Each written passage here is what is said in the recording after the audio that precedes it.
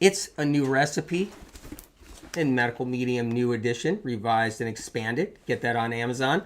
So I'm going to be making that and talking about some cool things. Want to answer questions too, little food questions if you guys got or anything like that. I'm going to try to make it look like this is what I'm going to try to do. I'm hoping I can get it look like that. It's going to be fun. I got my red bell peppers right here. I'm just going to give you a quick rundown before we talk about some cool stuff. I got my red cabbage right here. Look how beautiful that is. Isn't that incredible? Avocados. How do you like that? I got 2 nice Haas avocados right here. I know you guys love avocados. What about mangoes? I got 2 nice mangoes right here. Glad you guys are here because we're going to have some fun. We're going to make the red cabbage tacos with mango ginger sauce in the new book. So if you just got on here, if you guys haven't ordered this yet, this book is packed. I haven't even talked about how much is really in this book. It's not just the 45 recipes, which is incredible, and the 28-day cleanse in here and how I expanded everything. It's even more than that. This thing is so jamming. Anyway, I'm going to try to recreate this for you guys right now. So I'm glad you're coming on. Excited to see you guys. Looks good, doesn't it? All this? Isn't it great? I got some dates on here. I got some limes. This is part of the recipe. I got a nice, beautiful piece of ginger right here, too. Sharon, fat-free version. Just hold off the avocado in this one. So just hold off the avocado. I'm going to put a little bit, some slivers of avocado in this dish. And, you can hold off the avocado if you want. Absolutely. That's perfectly fine. So it's because it's got the mangoes. It's going to taste really good. And it's got the mangoes in here. You made the strawberry, Linda, you made the strawberry banana. Incredible. The strawberry banana salad. I'm really glad you liked it. Yeah, it's colorful, isn't it, Nancy? I mean, there's a lot of incredible colors. And we got the tomatoes, too. I forgot to mention that. What about the red onion? Just love the red onion as well. That's really fun. So, so you need the avocado in there. I just saw that. Anthony, can strep feed other bacteria or make them grow? Strep won't feed other bacterias, but streps, they're really annoying because they get antibiotic resistant over the years. If you've had antibiotics for something like for coughs or ear infections as a child or for strep throat, and the strep gets immune to the antibiotics and then it becomes SIBO later. It becomes acne, and it becomes SIBO. That's what the strep does. And I talked about the strep protocol in Cleanse to Heal right here and certain supplementation. I noticed last time I was on, I was talking about different supplements and stuff, and people go, wait a minute. He's talking about supplements. Well, yeah, the right kind help you heal when you know what to do with them, when you know what they're for, the right protocols. You guys are coming on. I just want to give you a rundown. Everybody's coming on here. If you haven't gotten the Medical Medium New Edition, if you haven't ordered it on Amazon, it's the revised and expanded. You're missing out. Make sure you get an order in, okay? Or just wait until the book's out and go to the library and get it for free out of the library. So you could take it out of the library if you want. You can do that as well. I'm making the red cabbage tacos. That's what I'm doing. Description is in the link.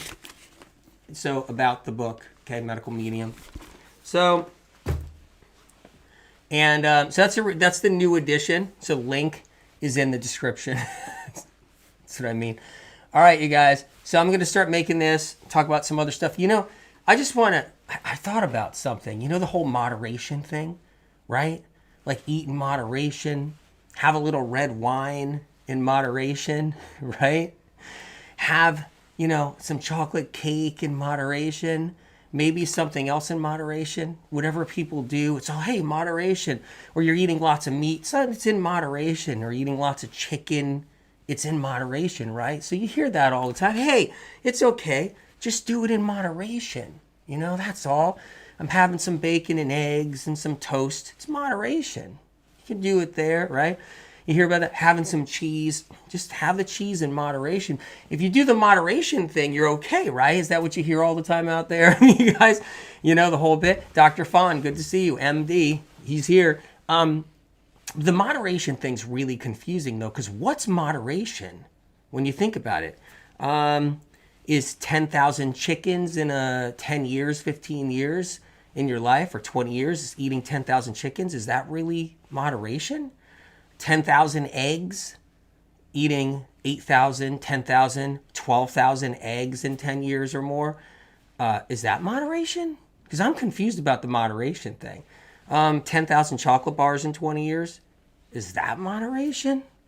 You know, what about coffee every single day? What about caffeine every day and coffee every day? You're having coffee every single day. That's moderation. So 10,000, 20,000, 50,000 cups of coffee in a lifetime, 50,000 cups of coffee in 30 years, 5,000 cups of coffee in 5 years, depends, 2 cups a day or whatever. Is that moderation? So I was trying to think about the moderation, but no one's eating 10,000 red bell peppers, right? No one's eating 10,000 lemons. No one's doing that. No one's eating 10,000 tomatoes. No one's having 15,000 mangoes, but they're having 10,000 chocolate bars. So what the heck is this moderation BS I hear out there? It's pretty funny. I was listening to a doctor friend of mine. He's like, you know what? I just do it in moderation. I'm like, really? Like, what do you mean? He's like, well, I have a chocolate bar. I have like a half a chocolate bar every day. It's in moderation. And I'm scratching my head saying, well, there's 365 days in a year. I'm like, okay. How many years? I was like, how many years is that? He's like, I do a half a chocolate bar every day. I need it to get my fix. I have to get my fix. It keeps me going in the middle of the day. I said, I understand. I said, it's your vice. And I'm like, well, so how many years have you been doing it? God, years and years. I'm like, isn't that like, I don't know, like 12,000 chocolate bars or something so far? And he goes, yeah, but it's moderation. And I'm like, I'm confused. 12,000 chocolate bars? I said, did you ever do 12,000 red bell peppers? He said, no, I do red bell pepper maybe once a year. I really don't have it too often. I'm like, okay, well, are you doing 12,000 red cabbages? Because I don't know what this whole moderation thing is. And are you doing 12,000 mangoes? And, and Michelle L said, haha, I had 10,000 potatoes last week. And it's like, and so the moderation thing is really confusing, and it's kind of a trick. It's kind of a trick to, like, I think, let people do things in a way that is going to hurt later on. It's going to hurt later on. So you're doing all the caffeine, you're doing all the coffee, you're doing all the chocolate, you're doing the cacao.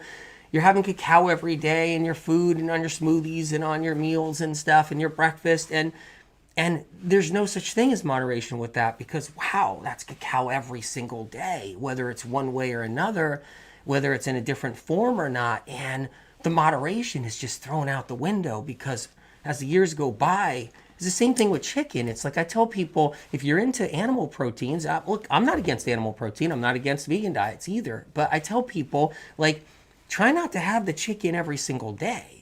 It's like, well, I have to have chicken every day. That's just someone to say, I have to have my chicken every single day. It doesn't have the skin on it, whatever. It's healthier. It's still filled with fat, though. It's still chicken fat all through the meat. And I said, well, I have to have my chicken every day. I'm like, okay, but I eat in moderation, and I'm like, okay, well, I'm confused, because that's 10,000 chickens as the years go on. And, oh, my God, that's 10,000 chickens. Like, what? And it's like, okay, well, but not 10,000 red cabbages, right? Not 10,000 red onions, right? These beautiful red onions. Not 10,000, leaves of, or 20,000, 50,000, whatever you want. 10,000, not even 10,000 leaves of cilantro, red bell pepper, lemons, limes, right? 10,000 limes, but no, and that's the whole thing. So the moderation thing's a little scary. And it's like, okay, well, what about eggs? Man, I know people, they do 3 to 5 eggs a day. So they go on the egg. They got the eggs going on every day. They're doing 2 eggs. They're doing 3 eggs every single day. And then it's like 2 eggs a day. That's 700 plus eggs a year. And then times that by 15 years. And you got a lot of eggs. So anyway, the moderation thing is really kind of it's kind of a little trickery there. I just want to open your eyes to that if you guys... So yeah, Vivian's got a question, no nightshades for people with RA. Well, Vivian, the thing is with RA is science and research doesn't know the cause of RA. So, and doctors don't know what causes RA unless they've read the books or anything. And what you'll see in the medical medium book, the original and the new edition, here's the new edition, that I'm not keeping you away from nightshades, because nightshades aren't responsible for why you got RA, or they don't cause RA problems. They don't cause MS problems. They don't cause fibro problems. They don't cause CFS problems. But they help heal RA. So nightshades help heal RA. But what you'll do is you'll hear information that's backwards, because it's coming from places that don't know why anyone has RA. So first of all, knowing why we have RA, that's the key. So why do we have RA? It's Epstein-Barr virus. I talk about it in here. A lot of doctors know now because of the books, medical meeting books going out there. And there's thousands of healing stories of people ridding themselves of the RA. And guess what? Potatoes were in there. Red bell peppers were in there. And it wasn't hurting anybody. Anyway, you guys, making the red cabbage tacos. Yeah, I mean, right? Right, Coco Beanie? These red bell peppers look amazing, right?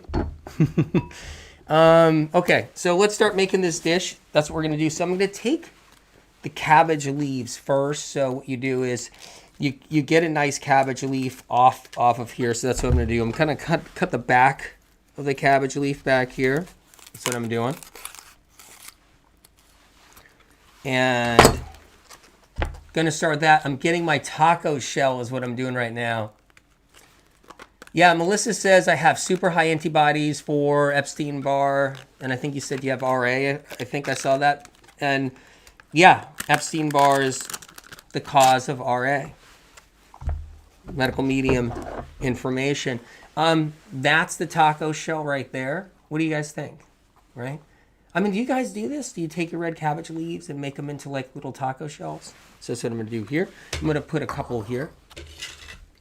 So, great, everybody's coming on. Guys are in my kitchen. This is fun to have you here. I'm happy. I'm honored. Deeply honored you're on here and you're hanging out with me right now. Lucero says, loving all your fun and creative recipes. Keep it up, MM. I see you put comments on YouTube. And thank you. Thank you for the support and the love. So here's another one right here. This one's a little bit... I'm going to do a couple. So what I do is, so you don't tear the leaf completely. You don't tear it and shred the leaf. What I like to do is I like to cut it here at the base. So that's a tip that's really important with these tacos.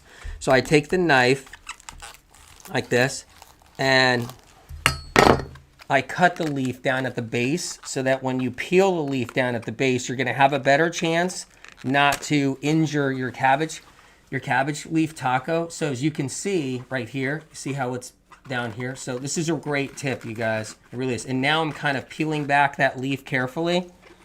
And you know, you're gonna, sometimes if you're like rushing it, you're gonna run into trouble and kind of tear it. But there you go. And I kind of did that with one of them. I rushed it just now. Look at that. Perfect. And it came off like that.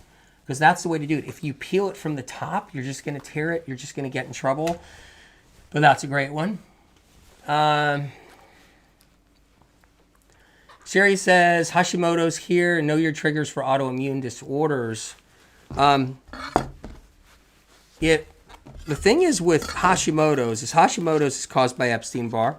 RA is fibromyalgia, CFS. Those are caused by Epstein-Barr virus. And I wrote about it in the books of how the Epstein-Barr virus enters into the thyroid, inflames it, because it's the virus that's inflaming. It's not the body inflaming the thyroid. So it's a really important thing to know, because if you don't know that, you're going to think your body's causing the problem. You're going to think your body's attacking itself, or your body is hurting itself.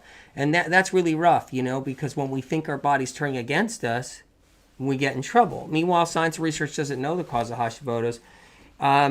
They are now linking Epstein-Barr to it because of the medical medium books, all these years getting out there. So, but once again, if nobody knows what causes anything, the true causes out there, science research doesn't know, then how can anybody give direction on what foods are problems or triggers or issues? Like, how would they know? But when you know, it helps, because then you can eat foods that don't cause a problem. They're anti-Epstein-Barr, because that's what this dish is. It's really an anti-Epstein-Barr dish. I'm going to take one more cabbage leaf, you guys. Okay, so I'm going to cut the back of it. Just one more. And like I said before, is you want to carefully start with the back is what I'm doing. And you kind of take it like, I mean, it's easy to just, there you go. And that's the way to do it. I'm replacing this one, which I tore. See, I rushed it, and that's what can happen. But these are just great. These are just awesome. So I'm going to move this one over. So I got my little taco shells right here. Let me see if I can show you guys. There you go. All right. So now I'm going to dice up some tomatoes. Medium tomato. Here's an heirloom tomato. See how it's got that color to it? It's more orangey. So this isn't an orange because you might think that's an orange when I show it like that. So I'm going to cut this, dice it up a little bit. I don't know if you guys could see this. This dish is a healing dish. These are healing foods. So all the things we do and we don't know they're bad for us, this dish and medical medium recipes counter that. That's the point, right? So it's like we go through life and we do all these things that are bad for us. I'm going to give you a quick list. Vinegar, man, really ages us fast, vinegar. So we can do vinegar for a lot of years. Back to that moderation thing. How many gallons of vinegar do you do in 10, 15 years? Right? Talking about moderation, like how many gallons of vinegar? It's amazing. So when you think about that, right? But vinegar's really bad for us, you guys, you know, and it's nobody's fault. We get told everything's fine, right?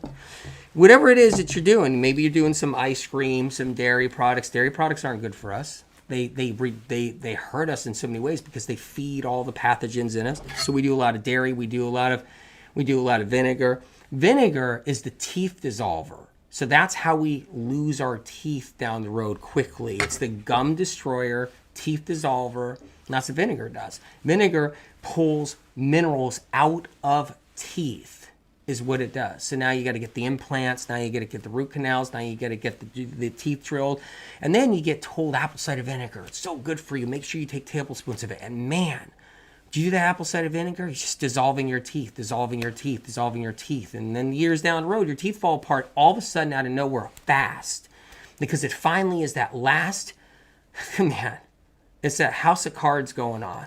You got to hold whatever it is. You got to hold tier of cards. Someone takes a card out, it all falls down.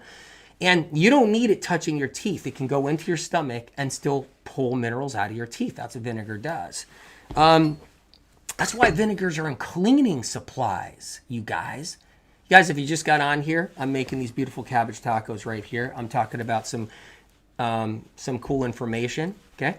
Vinegar's in cleaning supplies because that stuff corrodes. It's corrosive, you know?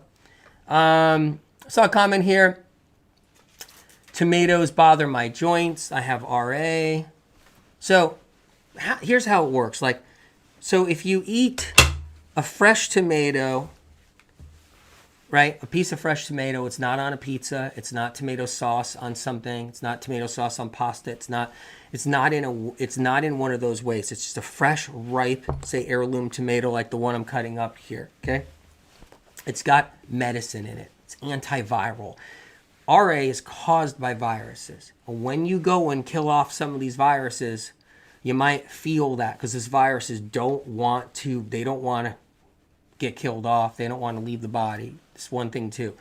And healing foods like these can also push out all those neurotoxins that the viruses create to give you RA. Another thing too is, did you have a tomato on the day you had dairy products? Did you have milk, cheese, butter, eggs? That's the RA ache and painer right there. Dairy products, milk, cheese, butter, eggs, gluten. Those are the ones right there. If you had gluten a week ago, you can get an bout of RA a week later from gluten a week ago. And then you're eating a tomato that day and you think it's the tomato. If the tomato's on pizza, if it's in tomato sauce, it could have bad oils, could have all kinds of stuff. You go to a restaurant, that tomato is just one of many of the also bad things mixed up in there. You could have canola oil in a salad with tomato, and that canola oil is going to aggravate RA, not the tomato. Tomato will take the blame because it gets the blame first anyway. Then you got the canola oil, you got the vinegars. Vinegar is an RA irritator. Vinegar, big time, okay? Caffeine's an RA irritator. Chocolate, any kind of chocolate. So if you're doing chocolate one week, you're going to get some bouts of RA on and off as you go along. And yeah, you might be eating a tomato at the time, be like, it's that tomato. But really, you had chocolate 4 days ago. Coffee's another one for RA that's agitating. Vinegar, like I said, nutritional yeast, big RA agitator. So if you're doing nutritional yeast, you're going to aggravate your RA. Eggs, big one right there. If you had eggs last week, you're going to get about a RA eventually again, and it might be on the day you have a little fresh tomato. Just keep that in mind. Something happens there. Yeah. Chopping up some tomato pieces right here. These are really pretty ones. Let me move this red onion over, showing you guys as I'm chopping up. So what I'm doing here is you can put them straight into the shells. That's what I'm going to do. I heard cabbage is not good for hypo. No, this misinformation about cruciferous vegetables. That misinformation came out years ago with people that don't know what causes hypothyroid. So keep that in mind. Look. Hear me out for 1 second, okay? This is just the way truth works. How is anybody going to know what's bad or good for your hypothyroid when they don't know why you have hypothyroid? Leela, tell me. Somebody tell me. How is someone going to know cruciferous is bad for anybody when they don't know the cause of hyperthyroid, Graves' disease, thyroid cancers, thyroid tumors, and Hashimoto's thyroiditis? That's the problem right there. Meanwhile, the same people that will tell you stay away from that red cabbage for your hypothyroid, the same people are going to tell you to drink matcha tea. And they're going to say it's good for you. And they're going to say you can have your cacao nibs, drink your matcha tea, you can have your coffee drinks. And that right there is bad for your hypothyroid. That will help keep your hypothyroid around forever. And so happens, maybe your hypothyroid gets a little better because you end up starting to eat healthy and doing better things, and you're eating healthy and you're staying away from processed foods, you're staying away from fried, greasy foods. You're getting advice that came originally, much of it from 35 years of the work, medical medium information, going all the way back 35 years, teaching the small health movement at the time, all this information, lots of it. And so you're taking some of those tidbits and those things, those good pieces, right? And you're keeping your hypothyroid at bay. Meanwhile, they're going to tell you you can do your caffeine. They're going to tell you you can do your chocolate. You can do your ACV. You can do your nutritional yeast. You can do all these things. And that's bad for your hypothyroid. But meanwhile, they all think they're geniuses when they don't know why you have hypothyroid. I'm just being straight up. Let's just have it out. Let's just put it out there. The end, truth about it. They don't know why you have hypothyroid. So why would they even know other than that? I mean, it's crazy. So, but they'll keep you on the meds. You'll have to be on your thyroid meds forever with your hypothyroid, and they'll tell you not to eat something that's helpful for your hypothyroid. And that's usually how it works. And they don't know why your hypothyroid stays hypo for years and you have to stay on medication for years and years and years. But they'll be quick to tell you what food to stay away from. Very interesting. Meanwhile, you can say, hey, AW, what do you know? Well, millions have healed around the world with this information. The street cred is there. I'm just saying. I'm just being straight up about it. The street cred is there. Thousands and thousands of doctors use the medical medium books in their practices now. Patients bring them all around the world into the doctor's offices. And it's the #1 selling books in health worldwide, running 7 years now over any others. So it's really cool. So anyway, Jacob says, thyroid healing saved me. Awesome. I'm glad you're using it. Incredible. So you guys, I'm going to start filling in my little cabbage cups right here. I'm going to put tomato in here to start. All right. So I'm going to put a little tomato in here. I'm going to dice up some red onion too. So let's get some tomato in there. You could put a little bit more in there too if you want. I'm going to put a little bit more.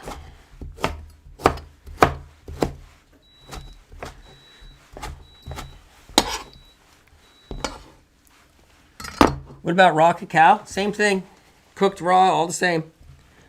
Look, you guys, I'm not trying to be like a downer. Hey, don't do your chocolate. Don't have fun. Don't do whatever. It's not it. It's just that if you're sick and you need an edge, if you're suffering with a symptom or condition and you're struggling, and that means a lot, right? Like if you're sick, if you're struggling, if you're down and out, don't you want every edge you can get?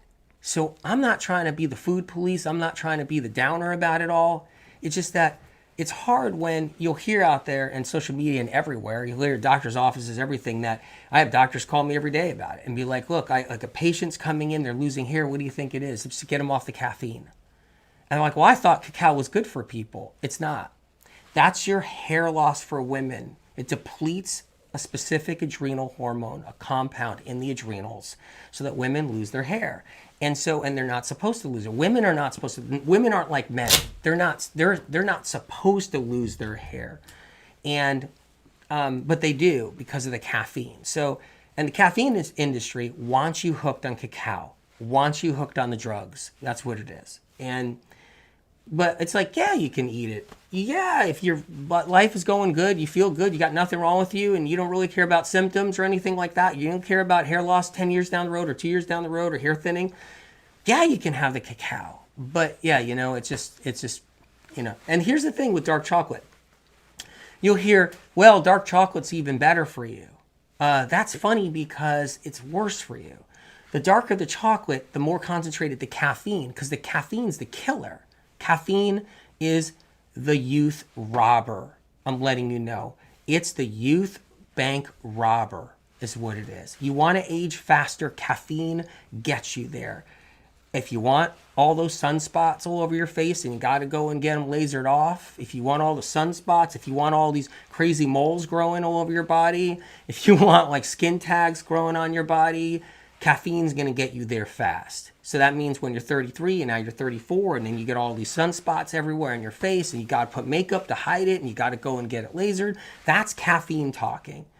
And some people it's and that's chocolate and caffeine. That's all that talking. And some people don't need a lot of caffeine in order to make that happen. Some people just need a good year of it, some chocolate bars here and there, and boom, they start getting their sunspots. But the dark chocolate is actually just worse because it's more concentrated caffeine. So you'll hear, oh, it's better for you from a whole bunch of people that don't know why anybody's sick. And that's we get in trouble.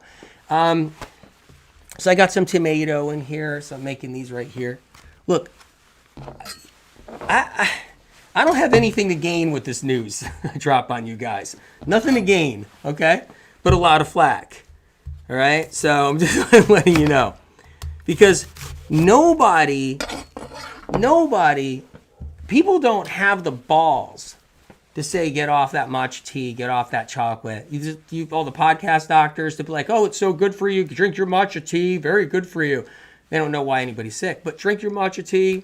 They don't have the balls to actually protect people. You got to have some balls to protect people, okay? You have to.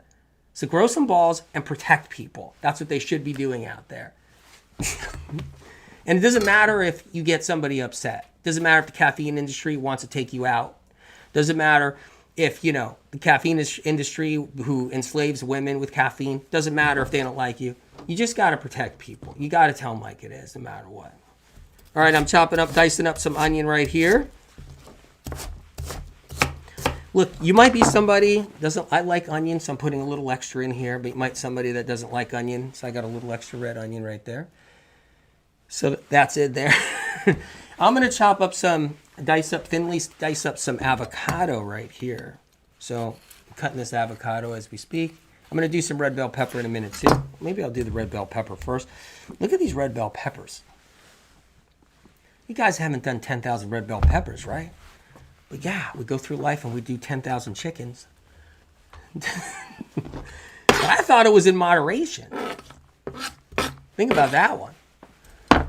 So I'm going to thinly, here's what I do with red bell peppers, okay? You see the top? I slice the top like this, right?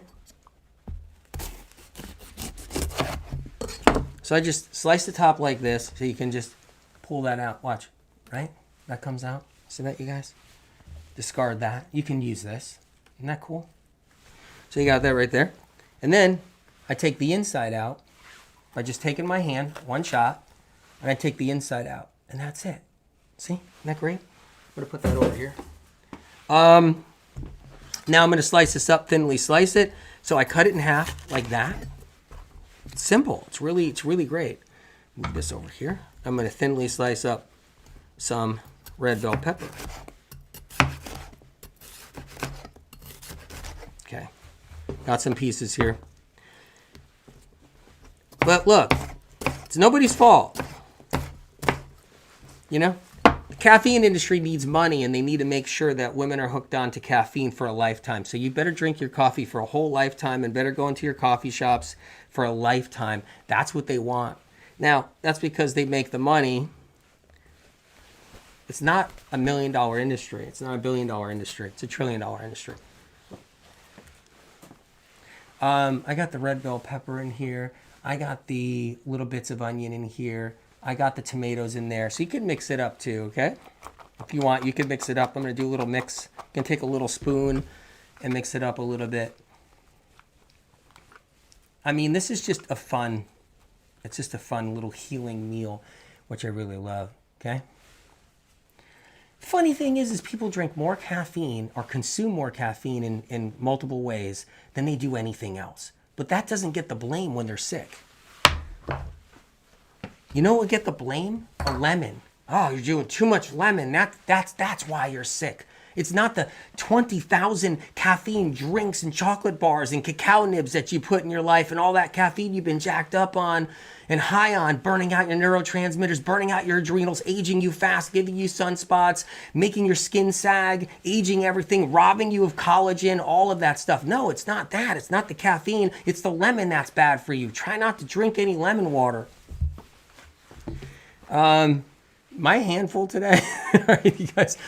There's the red cabbage. I got the onion in there, okay? And that caffeine will burn in your liver. Caffeine will burn in your liver. Knock that liver out. Let's do a little caffeine-free avocado. Okay? And it pulls minerals out of you, out of your bones. Caffeine ages you quick. You get the osteopenia from years of caffeine. You do 20 years of caffeine and your bones get brittle. They get brittle. It robs all the calcium out of your bones. And caffeine industry doesn't care. It's an evil monster that just wants to devour women's souls because it wants to own your soul because you're addicted and you can't break it. You can't break it. Men too. Men too, all right? I'm going to just do this kind of thing here where I'm doing these little slices in this avocado right here. You guys see that avocado? Doing like this. Look, real truth and then there's fake truth, okay?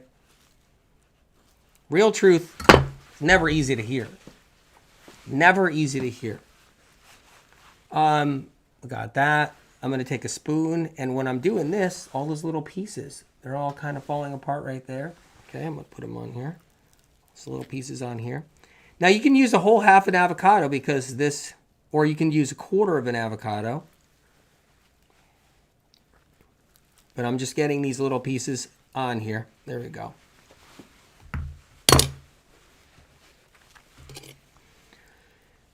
I'm going to get a little cilantro, quarter cup of cilantro chopped up. You can get, you don't have to chop it finely. It doesn't have to be perfectly, I chopped up like fine. Getting the red bell peppers. I'm mixing this up so the avocado pieces are on there. Look at that. It's just so pretty. So what I'm going to do now is chop up some cilantro. How much cilantro have you done, right? How much cilantro have you done in your lifetime? That's what I want to know. Right? You can do 5,000 pounds of cheese in your lifetime, right? Easy. 5,000 pounds of cheese. You call that moderation? But what about cilantro? How much cilantro have you done? Just chopping up about a quarter cup here. All right? That's what I mean. So you guys, I got a little bit of this cilantro I'm going to put on top. You don't have to put a lot, but see, I like using cilantro as a leafy green. A leafy green. Now you guys, I'm going to give you a little insider info on the leafy green scenario, okay? There's a difference between eating leafy greens as a food group, eating it as a food group. There's a big difference with that, okay? Like the spinach soup, where you're doing cups and cups of it and blending it up. And that's the medical medium spinach soup.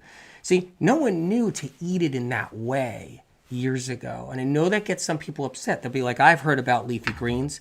Well, there was the iceberg lettuce and romaine lettuce. That's what people ate. And that's what they ate 35 years ago.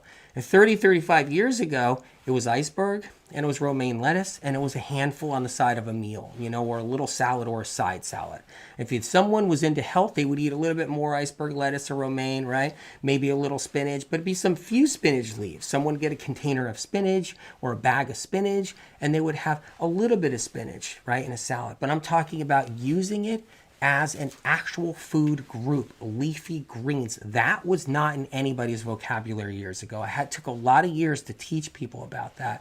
I know a couple of you are like, wait a minute, I've heard about leafy greens. I've been in the health realm. Well, it's funny because, okay, I can go back to 20 years ago. I can go back to 25 years ago. And the people in the health realm that are still around now, they didn't even know leafy greens existed. They knew mustard greens existed. They knew radish greens existed. But they didn't know it could be consumed as a medicine, as a food group, and a larger amount of it. So so if someone had mixed greens, that's a big difference between actually doing leafy greens as a food group, doing large amounts of it for their mineral salts. And that's medical medium information. So it's not like, oh, I started leafy greens. What, is he crazy? What do you mean? Everybody was eating greens. No. They still don't even do it now. People don't do it now. I'm talking about anywhere from fruitarians to vegetarians to macrobiotic people, blood type people. I don't care whatever it is diet you subscribe to, Mediterranean diet, leafy greens weren't a big aspect of that meal. It wasn't like lots of spinach. It wasn't salads of all of that, And when I pushed the whole kale thing really hard back in 2000, really hard, lectured about it, taught about it. It eventually spawned it on in LA because that's what I did. I taught it to celebrities. I taught it who's who. I lectured about it, all about kale, all about the benefits, all about kale as a leafy green. It started a movement just like you see celery juice now. Like the same way medical medium information started the celery juice movement, I started the kale movement too. So that became then kale chips and everything else. And it was a lot of work. It was a lot of teaching. It was talking to thousands of people, talking to thousands of doctors, talking to celebrities in LA, talking New York, and teaching them about the kale. And that finally spawned on the whole kale push.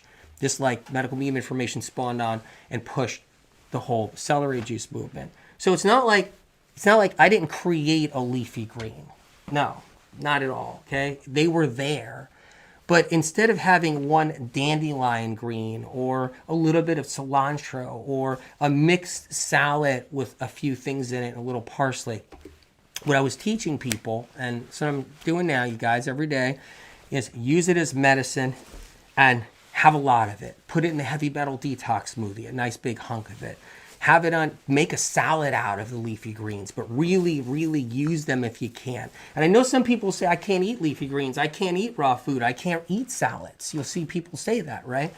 And I understand because their insides are sensitive because they're inflamed. So when a leafy green starts to massage your intestinal tract and starts to move through you, it rubs inflamed intestinal linings. And when it does that, you feel it. So then you're like, whoa, I can't do a leafy green. I can't do lettuce, meaning I can't do spinach. I can't do cilantro. I can't do a lot of parsley. And what's really happening is it's massaging your inflamed intestinal lining that's inflamed from bugs and Streptococcus E. coli and staph and everything else and C. diff. And microorganisms that aren't good, but it's inflamed at viruses. They inflame the intestinal tract, like colitis, IBS, the Streptococcus, and then the greens move through and they start rubbing, and that's what happens. And you feel it, and you think, I'm not digesting this green, I'm not digesting it, but you are digesting it. Okay, you guys, I got this all set right here, this one, and I'm gonna make the sauce too, right? So I got these others right here, but I'm going to get some sauce going. So in the sauce, we're going to put some lime in here, right? And still till this day, there's people in health that have been in it for a few years now, 4 or 5 years. They still don't understand leafy green as a medicine. They still don't really catch that. They still don't get that. It's funny how it is. So I'm going to take the pits out of these dates, okay? So I'm going to do 2 dates in here. So these are medjool dates. And those are the same people in the industry that like moderation. Make sure you have 5,000 pounds of cheese in a lifetime, 10,000 chickens, 20,000 eggs. But stay away from red bell pepper because it might get your RA inflamed. Misinformation. All right, so we got that in here, you guys. I'm going to put a little ginger in here, okay? So I'm going to do that too. But let's do the lime first. We'll put some lime juice. 2 tablespoons of lime juice. What I love about medical medium information as far as in the food realm, okay? Fruits, leafy greens, herbs, wild foods, and vegetables. What I love about it, same thing with wild foods. No one's playing around with wild foods. I put the wild blueberries on the map. Had to, because it's about getting people better. It's about getting people better. So what am I supposed to do? You know, not do it? I want to make sure everybody has an opportunity to heal, a way to heal. These foods counter all the crap we're told to do and taught to eat that's not good for us. These foods counter that. That's what happens. So I'm going to put I'm squeezing lime in here. Keep that in mind. It's countering it. Marianne says colorful and good for you. So I'm going to squeeze some lime in here. Limes are hard to squeeze because they get slippery a little bit. They're small. So you could use a citrus reamer if you want, right? You can do that.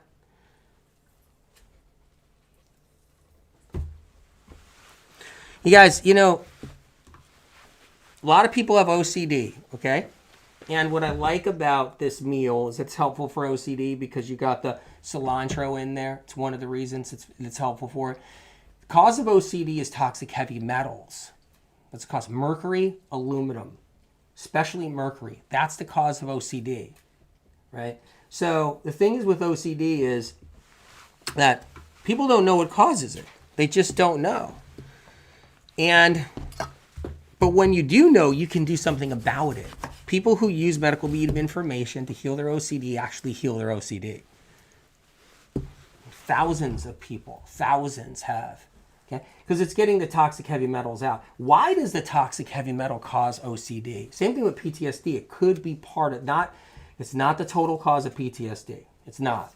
It can be partial though. It can make PTSD worse if you got toxic heavy metals. So when you go through an experience that's really hard, an emotional experience, betrayal, trust, or anything, right?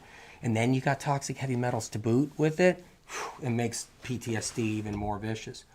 Fragrances have toxic heavy metals in them. It vaporizes in there. When you burn your scented candles, I put the lime in there, you're actually breathing in toxic heavy metals from your scented candles and your air fresheners and your fabric softeners, all the petrochemicals. There's metals in that petrochemical.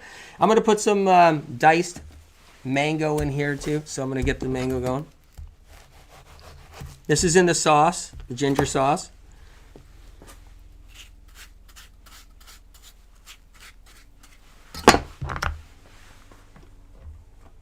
So I put 2 tablespoons of lime in there about. I'm going to get some mango in here. About a cup of mango I'm going to do. I'm going to do a little bit more. So if anybody has OCD, there's a way to get better. You can heal your OCD. Yes, you can. There's a way to heal it. Got to get the toxic heavy metals out. That's why I'm always talking about the heavy metal detox smoothie, medical medium heavy metal detox smoothie. Got to use the right things in there, though. If you don't do the heavy metal detox smoothie correctly with the right products, There's products that won't work, and there's products that do work. I'm getting some mango in here, about a cup, okay. So we got that in there. I'm gonna add a little bit of water in here, okay, just a little bit. Okay, I'm gonna put some ginger in here. So this is the mango ginger sauce. You don't need a lot of ginger. About a half an inch. This is about an inch, but I'm gonna cut it back a little bit, okay? And I'm just peeling the skin off of this one for this. You know, when you make soups like the medical medium healing broth or something, you can keep the skin on the ginger. You don't have to take it off if you don't want to. Just letting you know. So I'm going to pop this in there. This is going to taste really good. I'm going to put a half a teaspoon or quarter teaspoon to half a teaspoon of red bell pepper flakes right here. So I got that in the sauce. There you go. That might have been a little bit more. That sucker's going to be a hot sauce now. I think I just made a hot sauce. I put a little extra in there, okay? So I think that's everything in here. I'm pretty sure that's the sauce. So okay. And so I got the dates in there. Yep, got everything in there. So I'm going to spin this if you guys got a second.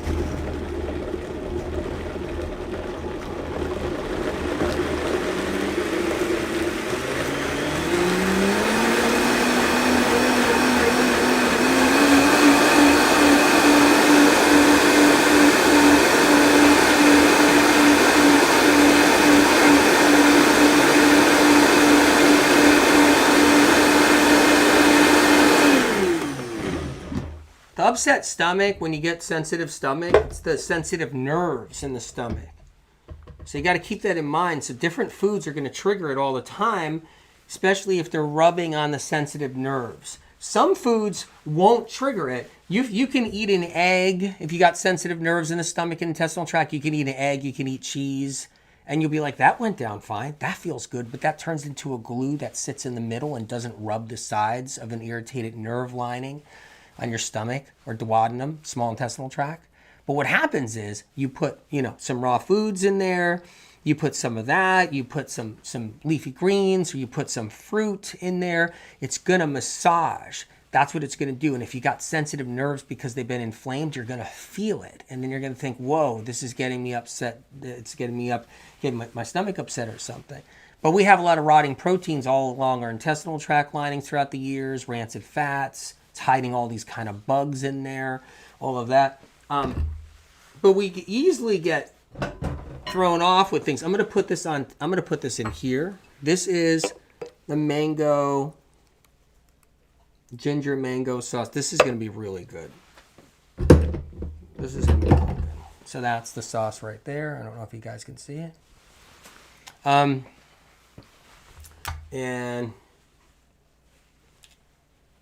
there you go. But when you're doing, so here's how it works. When you got those sensitive nerves in your stomach, when you got the sensitive nerves in your intestinal tract, your duodenum, right?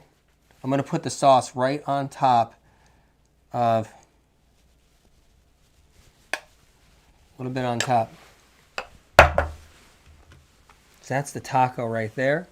There it is. Got the avocado pieces there. Got the tomato pieces. I'm going to make a couple more real quick, you guys. So let me dice up some more tomato. So when you have the sensitive intestinal tract lining and from viruses, neurotoxins, even dermatoxins, right? All from the viruses, medical medium information I've been teaching for years, right? When you have that, when you start eating some raw foods, you might get sensitive, but yet you feel good when you eat an egg because the egg's not rubbing.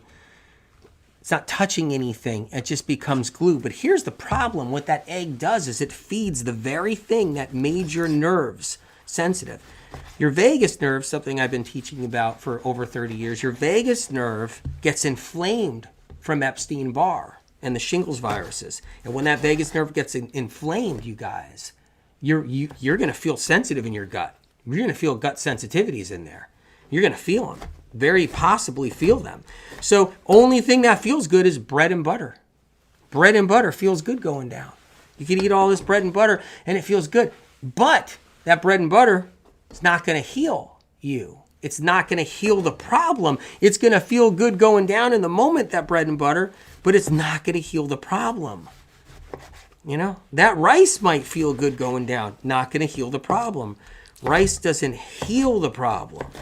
So that's why healing foods are so important. If you can't do healing foods, you try to get some supplements in, like some of the protocols I talk about. So that's another thing too. I'm going to make a few of these real quick. If you're super sensitive, you can always do mono eating, like the medical medium mono eating cleanse and cleanse to heal. I got the book right behind me, you guys. I don't know if you could see that. So I'm getting some tomato in here.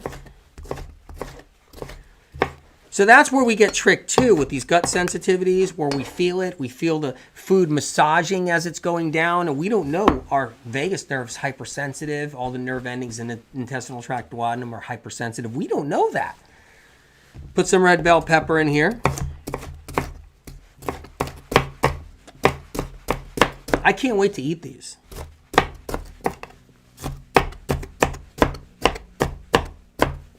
Get some red bell peppers in here. Make next one. Look at that, huh? Gonna get a little red onion in here. Thinly sliced. Look, red onion can be really intense.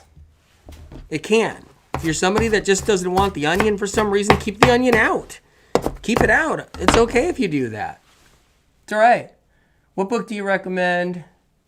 Maydad says to start with. I'd start with Cleanse to Heal, and then when the Revised and Expanded, probably focus on that one too. Both those.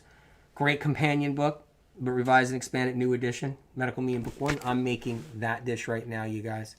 That's in here. Link is in the description. That book's will blow. This book will blow your mind. There's an angel chapter in here. Blow your mind. Meditation chapter. It's a mind blower. It really is. I'm just being straight up about it. Gonna do some avocado.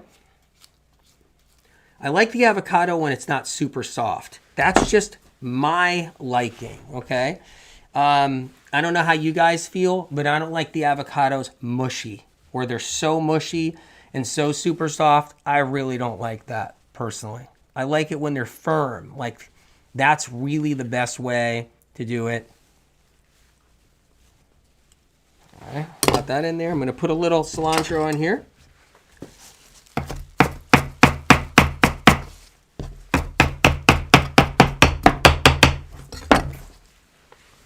A little cilantro on top, making 3 of them. And you can mix that up. You can do a little mix up in here. I'm gonna mix it up a little bit. I don't know if you guys can see it. Mix that up a little bit. So if you guys just got on here, you should go back to the beginning of this, listen to the moderation stuff. It's kind of interesting, right? Don't you think? Put a little mango sauce on here. Ginger mango sauce. Gonna put a little touch of it on top. Like that. Can mix it up a little bit. And I don't think I forgot anything right there, but what you guys are looking at, if it doesn't fall off because I'm angling it down, so you're looking at 3 red cabbage tacos with mango ginger sauce. And I'm totally pumped. Can't wait to eat these. I'm really psyched. But you know what, you guys? I'm going to make them all over again on IG and TikTok. So that's what I'm going to do, letting you guys know. So I'm going to go live on there. Look, I love you guys. And, you know, this is fun because we're eating foods to actually heal our problems. We're using foods as medicine, but for real. Not just talking about it, not just playing around with cacao, calling it plant medicine when it doesn't heal anything. We're using food as medicine. That's the key. Marcus, good question. Marcus Mark, is that meal not a little low in calories? Glucose need a lot more calories. Can you add some bananas or what you want to add? Okay, so check this out, right? Where's the calories in this? You get a little bit of glucose from the red bell pepper, a little bit of glucose from the tomatoes, right? You get the glucose from the mango. Okay, and this doesn't have to be a dinner. Like if you need more than this, totally fine. Plus you got a little bit of avocado, which does have sugar in it. And then you got the dates in the sauce. Make yourself a bigger portion. Maybe do a couple more, maybe 2 more. Okay, there's 3 here. And in the end, you might have a couple of mangoes invested in this. You might have a whole red bell pepper. You might have a whole avocado invested in this, because you're doing more. But you can do that. And then you can add, you got more dates in there. So the glucose is there. And yeah, you can put banana in this dish. Absolutely. And if I was over your house and you made the dish, okay, and you put banana in it, I'd be like, okay. But I would say, and like I've been saying for 35 years, you don't need to have, you don't need to have banana on this with tomato or anything. But anyway, you guys, here's the deal. What I would do is I would add a little bit more mango, add a little bit more of what's here. But either way, this is a great meal. And you can always do, if you're really hungry and you love the different recipes, you could do another recipe after this later on in the day. But what's funny is everybody is intermittent fasting now. They starve themselves all day, keep themselves jacked up on caffeine, and then they eat something really greasy or fatty at the end of the day, or just something fat-based at the end of the day. I'd rather be nibbling on these babies all day so your adrenals don't burn out, so you don't burn out your stomach glands, so you don't have to rely on caffeine all day. This would be a great food for lunch. Anyway, love you guys. I'm heading off, going to IG, going to make it again, talk about some cool stuff. Love you guys.